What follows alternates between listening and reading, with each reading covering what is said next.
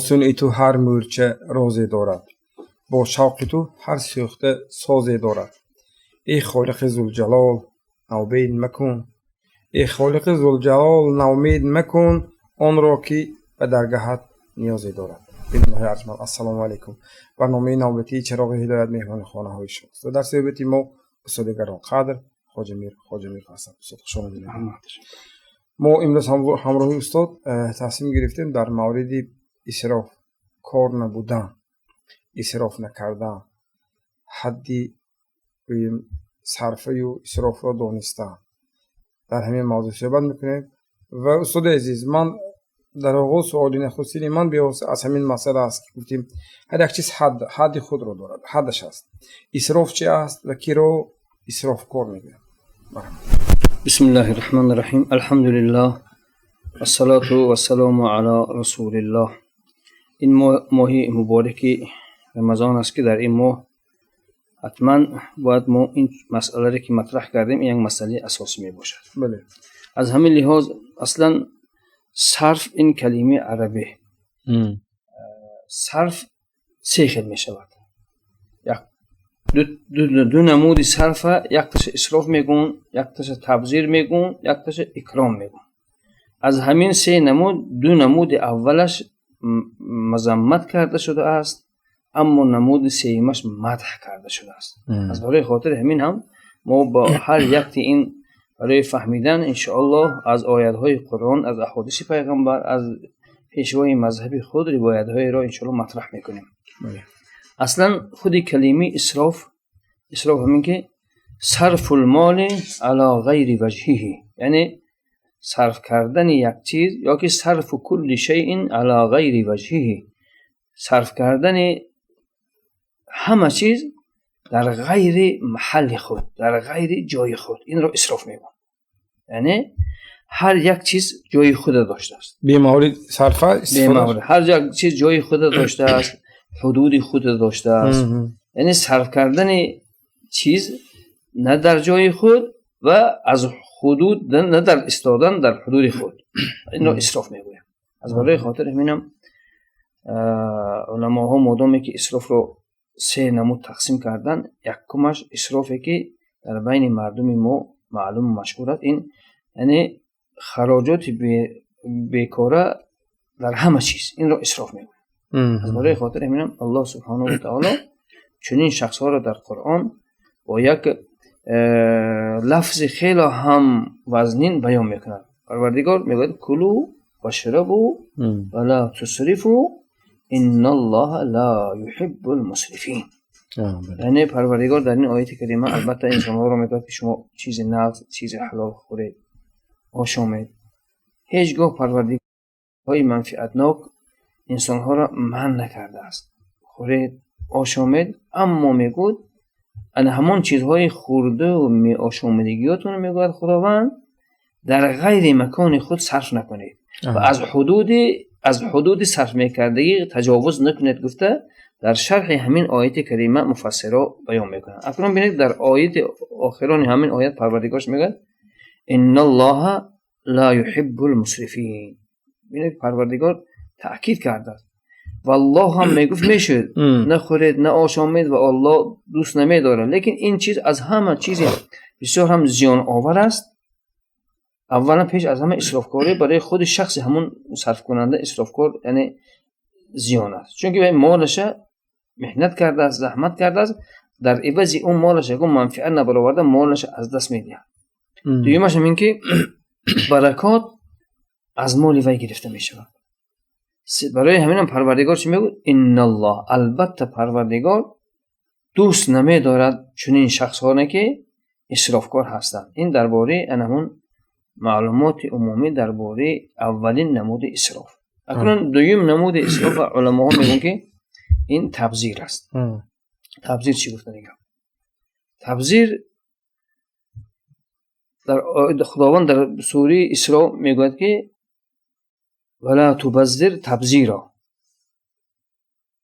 ان المبذرین كانوا اخوان الشیاطین و کان الشیطان لربه کفورا. اینو که پروردگار در این آیه کریمه میگه که شما هیچگاه تبذیر نکنید. از گروه تبذیرکاران نباشید، چون که تبذیر کنندگان اینها برادران شیطان هستند. یعنی که در آیت اول اسرافکارها را خدا دوست نمی‌دارد. این دویم نمود اسراف ولی درباره تبذیر چی است گفته می‌گذاریم. پروردگار در همین آیت کریم میگوید که مبذرها، تبذیرکارها اینها برادران شیطان هستند که بسیار وعید وزین است. اکنون تبذیر چی است؟ تبذیر علماها میگن که شاید ما درباره اسراف همه چیز در نظر برمیگیره، هم خوردنی، هم آشامیدنی، هم مال، هم لباس، حتی عبادت هم زیادتیش و اسراف میگن. اکنون تبذیر فقط یک چیزه. تبذیر این باشد فقط همین یک مال خودش، پول صرف کردنش میگوید، درهم، دینار، اینه یعنی تبذیر میگفته است. نسبت اسراف دیده یعنی تبذیر این خاصه تر. اگر اسراف عام باشد تبذیر چی بوده است؟ خاص بوده است. از برای خاطر اینم امام ابو حنیفه رحمت الله علیه میگن که ما همه اسراف، همه تبذیر اسراف گفته میتوانیم، اما همه اسراف تبذیر گفته نمیتوانیم. فهمیدید؟ این معلوم میشود که همین عملهایی که در تبذیر میگن در داخل اسراف هستند، اما عملهایی که در آیت کریمه که اومد ولا تسرفوا و در داخل تبذیر نیستند، چون که تبذیر این چی بوده است؟ خاص‌تر بوده است. همین خاص رو مثلا با مثال مثلا ما اگر یک کس برآمده طعامش صرف کند، بیهوده صرف کند، ما به تبذیر گفته نمیتوانیم. و یک کس دیگرها محتاج هستند، هر روز یک لباس پوشیده، هم لباس پوشیدگیش پرتاید، این ما تبذیر گفته نمیتوانیم، این ما اسراف میگوییم. اگر تنها هوای مالشه، مال نقدیشه، پولشه برآورده اگر بیجا صرف کند و چی میگویم؟ تبذیر میگویم. این فرق یک دیگر، یعنی این چی بوده؟ خاص بوده. اکنون سوم نمود شما گفتم اکرام شد. اکرام به نیت یک کسی یعنی هدیه دادن این ممدوح هست، این درست هست. مثلا خانه شما یک مهمان میبیاد، میخیزید برای خاطر مهمان امکانیت تو باشد، شما یگان بز میکشید، یگان گوسفند میکشید، احترام می‌کنید، این جایز است. چون که ما از کجا این جایز بودنش میدونیم؟ چون که الله سبحانه و تعالی در قرآن عظیم شان قصه حضرت ابراهیم بیان میکنه. وقتی که ملائکه ها برای بشارت دادن حضرت ابراهیم به فرزند آمدن، به صورت آدم آمدن. وقتی که نزد ویها در آمدن، صورت آدم که بودن، ابراهیم خلیل ویها را نشناختن. خواستن برای ویها یک گوساله آورده، یعنی گوساله فرد بکشتن. و جاء بعجل سمین. پروردگار در قرآن عظیم شان همون گوساله را هم فربی بودنش ذکر میکنه. و جاء بعجل سمین، یعنی حضرت ابراهیم خسته برای ویها چیکار آورده. وقتی که آورده دادن ویها ملائکه نمیخورن، نخوردن. از این معلوم میشه است که یعنی خراجات سیخل میشه است. خراجاتی خداوند در تمام اشیا، از مال سر کرده، از پول سر کرده، از عبادت سر کرده، از همه چیز سر کرده. اگر در غیر موقعش، در غیر محلش کنید، اگر از حدودش گذرونید، داره اسراف. چی خداوند اسرافکارها رو دوست نمی‌داره. اما کلمه تبذیر این فقط تنها برای مال بوده است. از سومش این یعنی اسراف بوده است، دیگه اسراف چیز ممدوح بوده. اگر میگویند در شرح همین آیاتی که حضرت ابراهیم علیه السلام قصهشون بیان میکنه، مفسران میگن اگر در این حالت میگن من مهمون میبرم، برای مهمون احترام مهمون یگان چیز میکشن، اما گوشت هوای اگر به جوش به موقعش نرسانند، محلش به جوش نتیان، میگن هوای هم از همون اکرام خیر و سخاوت برآمده و اسراف داخل میشه. چون که باید نیت البته باید بله که در هوای چیکار کردن، همون هوای اسراف کردن، یعنی همون هویش محلش به دادن نتوانستن. اینها مختصرتا درباره سه نمودی که خداوند آنها را در قرآن ذکر کرده است، یعنی بذل المال، اسراف. دو تاش البته مذمومه بوده است از طرف خداوند، وعیدهای سخت، یک طرفش ممدوح است. درباره همین یک حدیث پیغمبر میگویم، ان شاء الله با سوال دیگه انتظار میشیم. عباده ابن صامت گفته که صحابی جلیل روایت میکنن که وقتی که پیغمبر خدا صلی الله علیه و سلم مدینه آمدن، در مدینه 10 سال پیغمبر خدا چه کردن؟ زندگی کردن. این 10 سال اگر ما هر یک سال ما 360 روز باشد، اگر 10 را ما با 300 ضرب کنیم 3600 روز میشه. همونطوره؟ بله بله. ان همین 3600 روز هر روز همین عباده ابن صامت صحابی جلیل نزد پیغمبر صلی الله علیه و سلم یک تا هدیه می آورد. یک تا هدیه یا که طعام یا که لباس، یک تا هر روز یک هدیه میکردن. این از این معلوم میشد که هدیه کردن این درست بوده است. اکنون جایز است. در همین باره میگم وقتی که حتی پسر همون عباده ابن صامت از پدر تعلیم میگیرد و هم در زمان پیغمبر خدا زندگی کردگی و هم صحابی جلیل، پدر و پسر هر دوشون پیغمبر دیدگی و پیغمبر ایمان آوردگی و آدم پسرشون هم از پدر تعلیم گرفته هر روز برده به هر یک کس هدیه میده. حتی میگویند پول هم مبلغ هم که نداشتن قرض گرفته برده هدیه میکردن پسرشون. در همین باره حضرت ابوبکر صدیق، حضرت عمر رضی الله عنهما نزد رسول الله رفتن. این حدیث صحیح، روایت صحیحی که در امام بخاری آمده است. نزد پیغمبر خدا رفته گفتن که یا رسول الله شما عباده ابن صامت گوید که فرزندش قرض گرفته میبیارد. خودش بودگی الجود علی الموجود یک قاعده هست، یعنی سخیگی از همون چیزی موجود بودن است میگن. بله بله. لیکن این و آدم میگن فرزندش قرض گرفته میبیارد سخاوت میکند هدیه میکند، همین گوید که خودش هم باشد طبق همین قاعده الجود علی الموجود، یعنی از چیزهای بوده احسان کردن هدیه کردن است و آدم این قاعده رعایت نمیکنه به هوای گوید. این سخن این شکایت حضرت عمر رضی الله عنه که ابوبکر صدیق صحابه‌ای که وره پدر همون جوان شنید نزد پیغمبر اومد از غضب‌آلود شد، گفت که یا رسول الله به این کار من ابوبکر و عمر چرا دخالت میکنم که این کار فرزندم قرض من میتیم. من در این یک چیز میخوام که فرزندم به چنین کاری نیک یعنی تعلیم تیم از برای خاطر همین من این چیز میدونم، یکی همون قرض گرفتگی بچه من خودم برده میتیم از برای خاطر همینم این شأن من این کاری من است. گفته صحابی جلیل پیغمبر خدا صلی الله علیه و سلم بیان کرد. تشکر. استاد شما یک نکته رو گفتید که در عبادت نیست گویم نباید به حد اسراف، یعنی من میخواستم همین نکته رو نیز تو فرصت این سال کمتر شرح میدید توضیح میدید. بله، در این باره من امام احمد ابن حنبل رضی الله عنه یک چیز بیان میکنم که پیغمبر خدا گفتن که کلوا واشربوا ولا تسرفوا من غیر و کلوا واشربوا وتصدقوا من غیر صرفا ولا مخلة.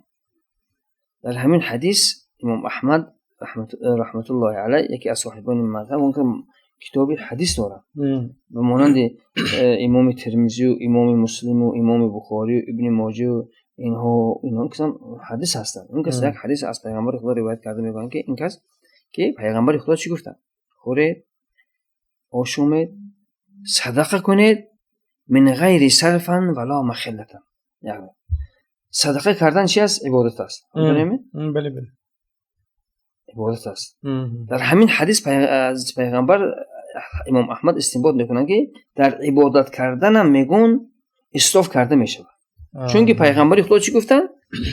وقتی که صدقه میکنید صدقه را هم گفتن اینقدر بسیار برآورده نکنید من غیر صرفا ولا، اینقدر بخیلگی کرده کم هم نتید در دوام حدیث، اینقدر هم صدقه کرده هوای از حدش نگذارونید سخت دست شدی هم چون سخت این صدقه کردن عبادت است. از برای خاطر همین ببینید که البته مثلا امروز ها ما برای خاطر آدم های مسافر افطار دادن ثواب، لیکن همون افطار هم و مقدار افطار دادن بهترین عبادت. پیغمبر خدا میگن که من افطر صائما اجره که اجر صائم، کسی که یک آدم روزدار افطار میدهد ثوابش برابرش است همون روزدار است. افطار دهنده لا ينقص من اجره شیئا، از ثواب آدم روزدار چیزی کم نمیشه و آدم افطار دهنده همین قدر ثواب میگیرد. بهترین عبادت بوده است، لیکن اویم باید چیکار کنه؟ در هوا اسراف نکنه. از این معلوم میشه است که عبادت کردن در عبادت اسراف کردن ان همون چیز از حد خودش گذرانیدن. مثلا حاضر در یک جا من الحمدلله از این فرصت استفاده میبریم، بسیار جوانان ما بسیار شخصیت های ثروتمند ما در این واقعه رفته بعضی در بیمارخانه ها در با آدمای بیمار و دیگر طبیب همین کار کرده سادن، این بهترین است. دیگه اگه همین برده بسیار در همون دهان بیمارخانه ها بسیار نپرتون که اونجا زیاد بید بود دیگر محلش هست و هر یک چیز قدری همون کفایت. حتی عبادت هم که باشد از حد که گذراند محل خود نیابد هوای اسراف است. گفته امام احمد حنبل رحمت الله علیه طبق همین حدیث پیغمبر صلی الله علیه و سلم این مسئله بیان میکنه. بله تشکر استاد. تشکر. و یک نفر بیننده ما وقتی ما موضوع آموزش گرفتیم یک به اون عنوانی برنامه یک سوال پیشنهاد کردن در همین مورد اسراف. گفتند که مثلا شرایط امروز دست و دست که مردم گاهی در تهیه معرکه هایشان به حد اسراف می روند. در یک دسترخوان گذاشتن 7 انواع خوردنی مگر حد اسراف نیست؟ چی توصیه می دادید؟ دیدیم که به اسراف رفته ایستادیم، چیکار کنیم؟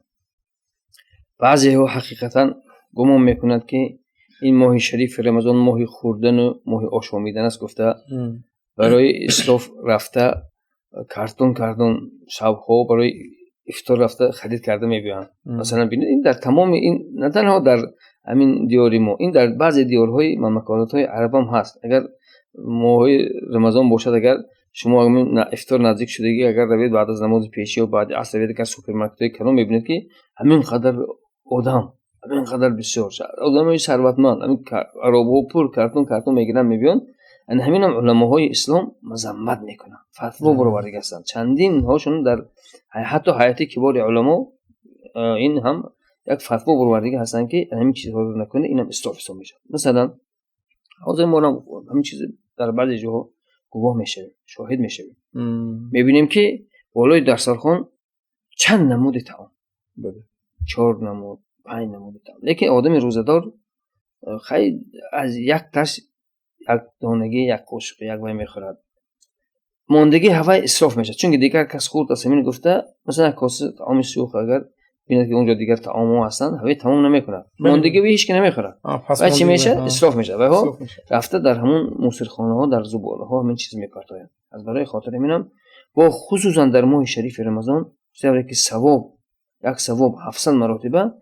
حتی بعضی علما ها میگن که انم اسراف کاری که گناه هست، اگر در ماه شریف رمضان همین کارو کنن اگر نسبت دیگر ماها دیده گناهاشون زیاد کتابت کرده میشه. از برای خاطر اینم اسراف کاری خدا منع کرده است.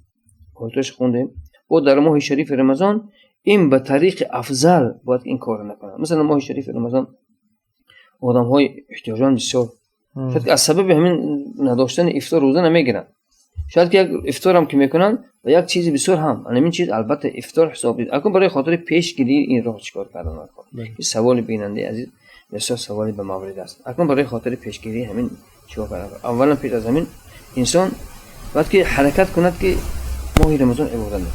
انا همون افطار میلادگی برای چی است؟ برای ثواب کسب کردن یا برای گناه کسب کردن؟ خدا نگاه داره.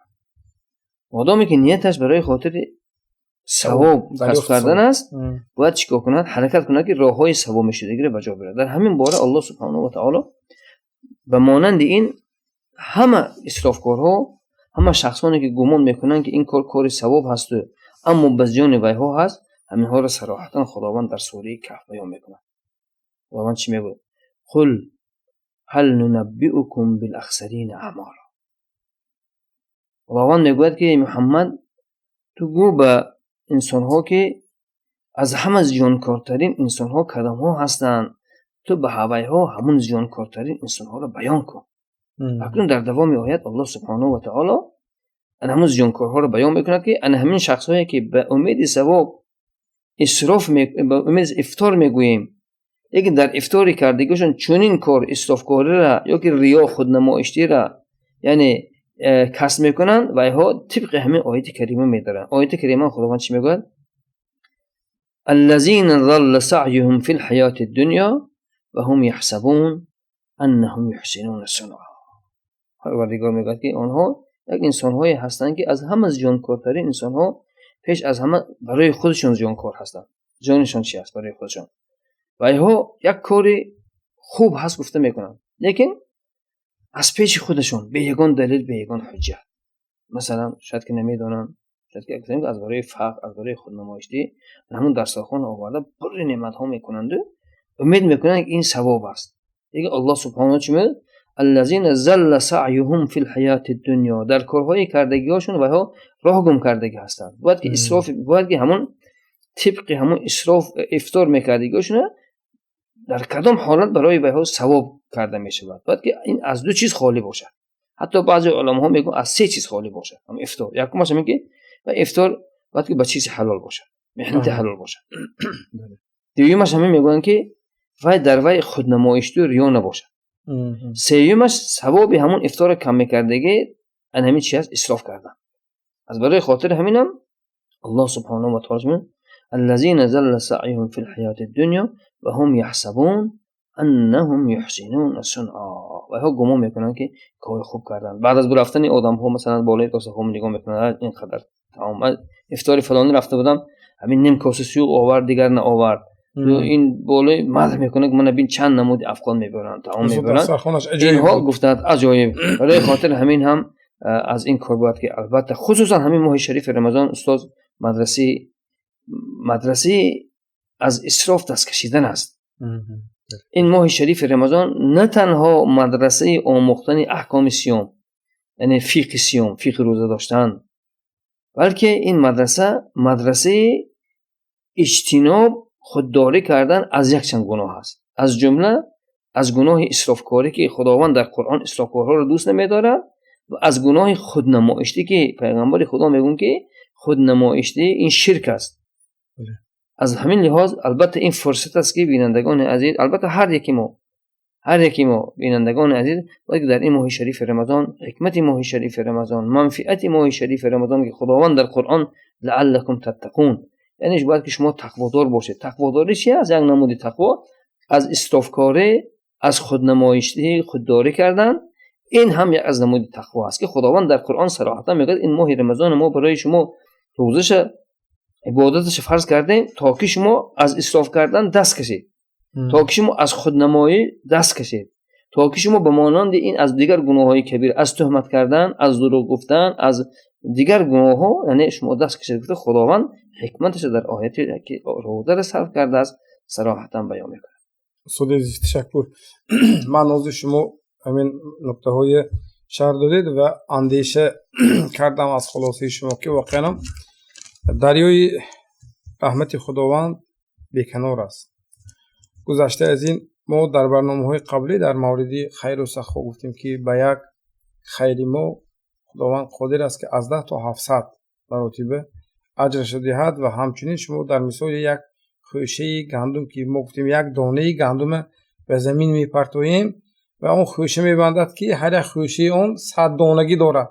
فرض کنیم اگر 4 خوشه داشت، اگر 7 خوشه داشت عادتا همین خیلی 7 خوشه 700 انا همون چیزی که در مثال همین خوشه گندم انا همین حکمت رو یعنی دیدن ما ممکن است. استاد من یک نکته رو از همین چیز برای خودم خلاصه کردم، تفکر کردم که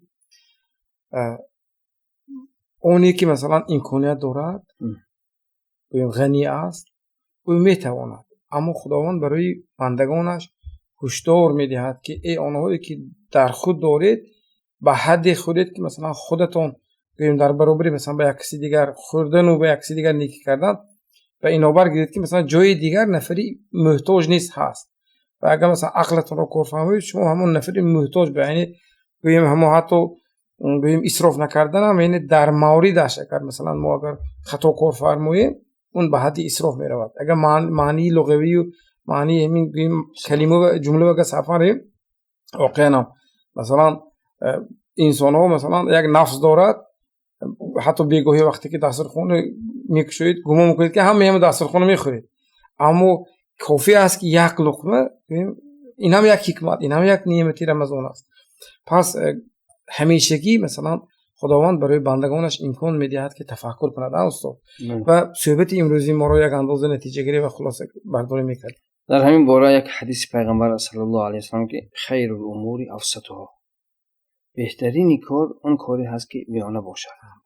و این چنین الله سبحانه و تعالی در قرآن عظیم شان امت پیغمبر امت وسط ذکر کرده است. در همه کار باید که میانه باشد. برای خاطر همینم البته اون شخصانی که ثروتمند هستند و اینها را از نعمت‌های خدا داده است برای البته حلال و اینها را از خوردن و آشامیدنشون هیچ کس منع نکرده است. الله سبحانه و تعالی هم آیت اسراف چی گفت؟ کلوا و اشربوا ولا تسرفوا. ولا تسرفوا، اما اسراف نکنید. از برای خاطر همین از این معلوم میشه که امروز خصوصا در چنین لحظه نسبت رمضان های پیشی این رمضان ما با کلی فرق میکنه که الله سبحانه و تعالی برای اختبار، برای امتحان یک آفت خلق کرده است. از این آفت ما میدونیم که ضررش همه طرفه برای انسانیت، خصوصا برای اهل دیار ما رسیده است. از کن مؤمن حقیقی، انسان حقیقی، روزدار حقیقی باید چیکار کنه؟ چقدر باید در همه وقت خودش تصرف کنه. یکم تصرفی میکردگیش همین که ان همون نمودهای طعامی که در ماه شریف رمضان چندین مراتبه آورده میگه اکنون همینه برای خودش کفایت کننده کند و حتما دیگرش برده به همون جاهای ضرورتی هست. در همین باره میگن که یک کس میگن بنیتی که مثلا طعام میپزد در خانهشون 5 تا روزدار هست اما برای 10 کس میپزد.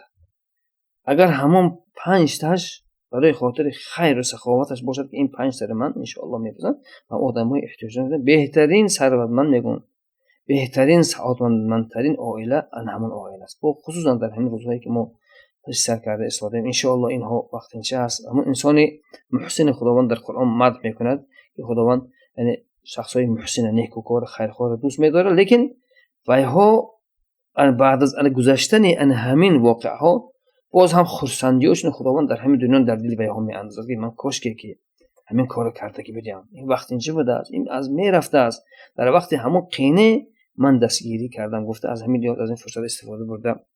اون شخصانی که از دستشون میباید اون کمک ها کدام کاری خیری که میباید هیچ نباشد به واسطه زبانشون دیگر شخص ها رو دعوت کردن.